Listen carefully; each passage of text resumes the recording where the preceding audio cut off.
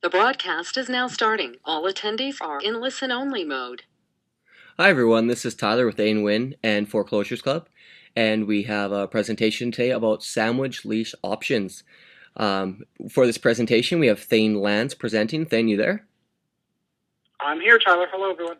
So, sandwich leases are a great option for people, especially if you have no money and no credit. And actually, we know some fairly wealthy investors who have money. Actually, what do they have? Somewhere in the neighborhood of 8 million? Probably minimum or more. Yeah, cash in an account they can Yeah. use for investing, and they still insist on using sandwich lease options just because they're that great of an option. Again, you can get into deals with no money, no credit. You can get paid on closing, and set yourself up pretty nicely if you get the market right and you just set up the proper structure to make it happen. So I guess without further ado, Thane, if you want to go ahead, but even if you like to touch on those couple people who are really successful with it, that'd be great as well. Yeah, sure. I'm actually doing a joint venture with them right now. We're taking their course locally.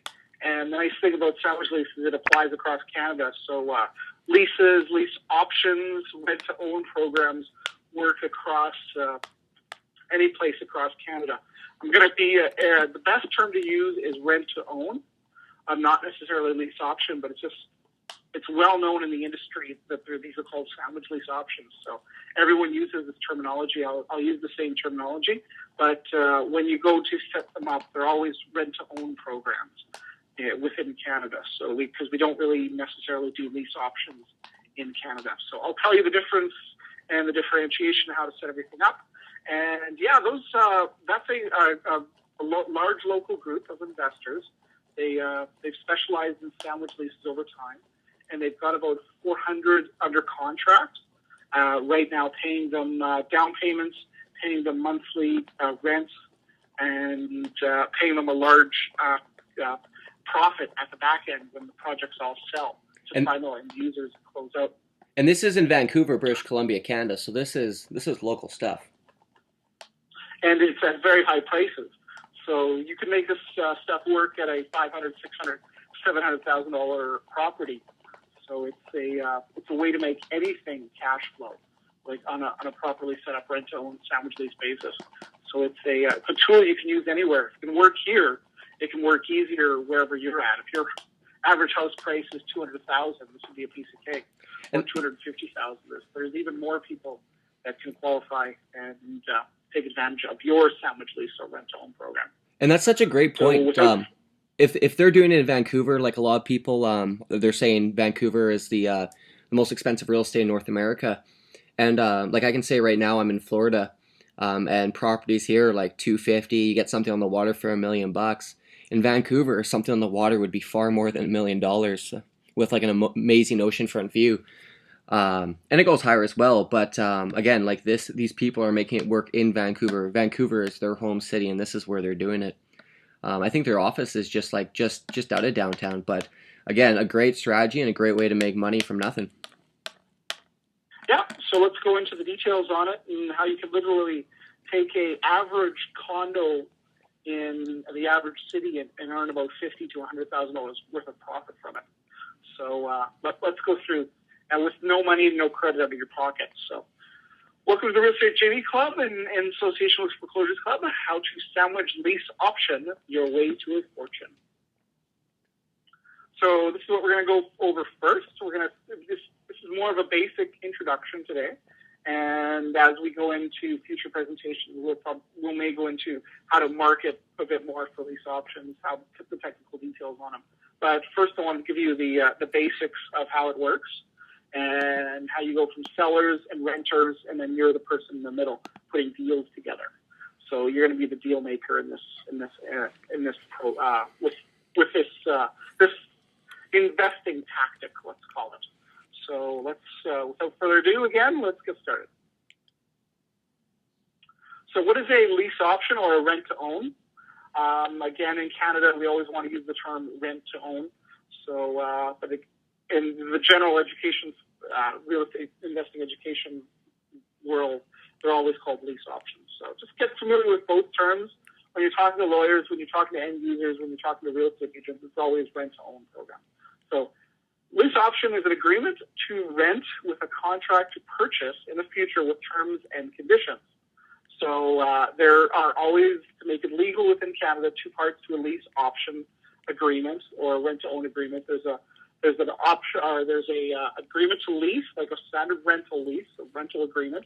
There's an option to purchase or a contract to purchase in the future. So that's the option part, and that's the lease part. The option is very low risk because you only complete on it at your option, whereas the contract to purchase and sale, if you remove conditions, you do have to complete on that. So I'll be going into more detail on how this all works. So basically, you find a nice house and you talk to the seller and you tell to them, again, I'll be going into a lot more details, just a bigger overview.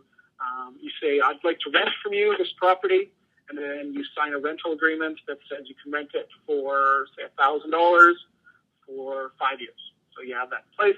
Then you go out and find someone else who comes and rents it from you and puts a lease agreement in place with you.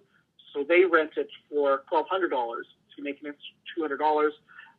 When you also have an option to purchase that property, say in 5 years for it's a $200,000 property. Let's say in 5 years you're going to be our option to purchase it. You'll have an option to purchase for $225,000.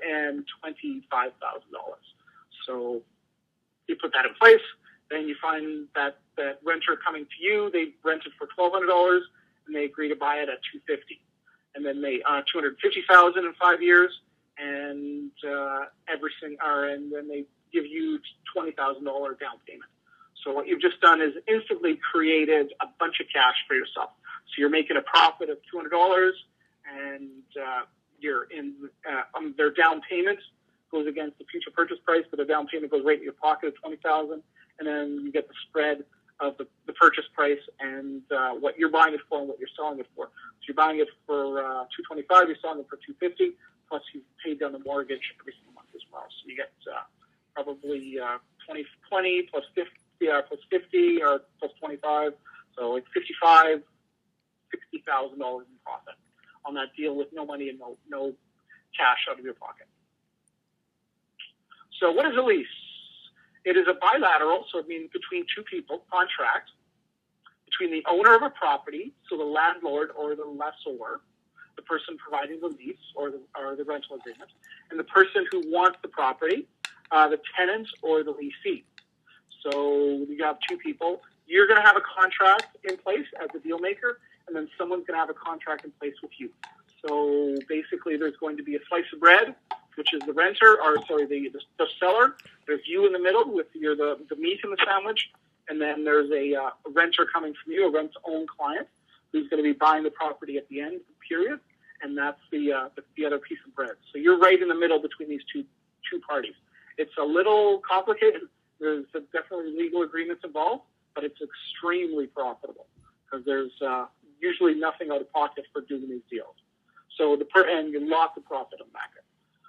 So the contract allows the use of or occupation of living in a person providing the rent or property by the leasee for valuable consideration, i.e. rent. So a lease can be verbal or written. Obviously, we recommend it verbal. Each province has their own tenancy board. Hold on. Provides standard documentation. Yep. Sorry, you said we recommend verbal. We'd probably recommend contract, wouldn't we? No, did I say that? Sorry. Yeah, everything should be written. Sorry. Yeah, whatever I said, make sure everything should be written. It's virtually impossible to enforce a verbal agreement. So even though you can lease verbally and someone can lease from you verbally, make sure everything's written down cleanly and clearly. Sorry about that. Perfect. Yeah, just jump in anytime, Tyler, if I say something goofy that I didn't mean. So what is an option, or what is a purchase option agreement, purchase contract? So there's two types of agreements. There's a lot of agreements you can use, but one of them is a contract for purchase and sale, and that's where traditionally you go to a real estate agent, they prepare a contract for purchase and sale, and you buy something. It usually has conditions, subject to financing, subject to inspection, and it usually has money down, what's called a consideration. So, and then deposits usually put down between 2 to 5% deposit down in order to make that purchase contract happen. And it usually happens within a week or 30